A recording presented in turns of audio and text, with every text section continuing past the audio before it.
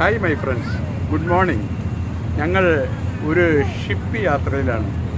ഈ യാത്ര ലങ്കാവിയിൽ നിന്നും കോലാലംപൂരിലേക്കാണ്.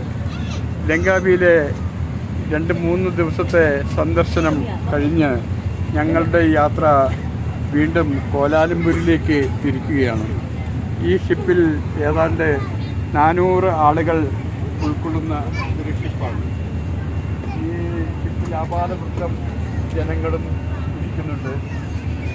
തിരമാലകൾ നന്നായി ഇപ്പോൾ തിരയുണ്ട്. ഷിപ്പ് അല്പം വൈബ്രേറ്റ് ചെയ്യുന്നുണ്ട്. Hi my friend, fine. You are from? Nice, thank you, bye. യാത്ര ഞങ്ങൾ തുടരുകയാണ്.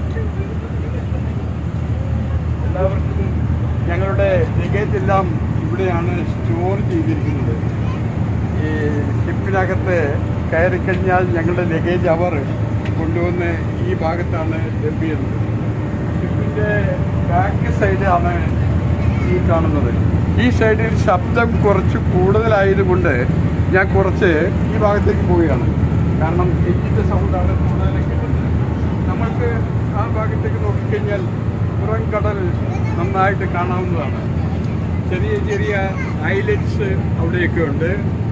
എനിക്ക് തോന്നുന്നു ആൻഡമാൻ ഐലൻഡൊക്കെ ഇവിടെ നിന്ന് വീക്ഷിക്കാവുന്നതാണ്. കടൽ അല്പം രോഷാകുലമായിട്ടാണ്. കാരണം ഇടയ്ക്ക് ഈ ഷിപ്പൊന്ന് സ്റ്റോപ്പ് ചെയ്യുകയുണ്ടായി. തിരയുടെ ശല്യം കൂടുതലാണ്.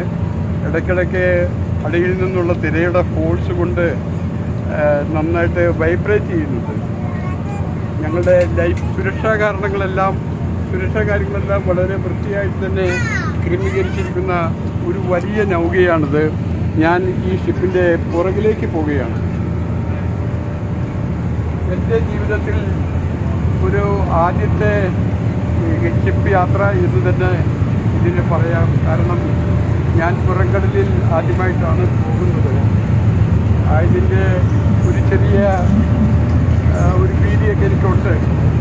എന്നിരുന്നാലും ഞാൻ വളരെ സന്തോഷവാനാണ്.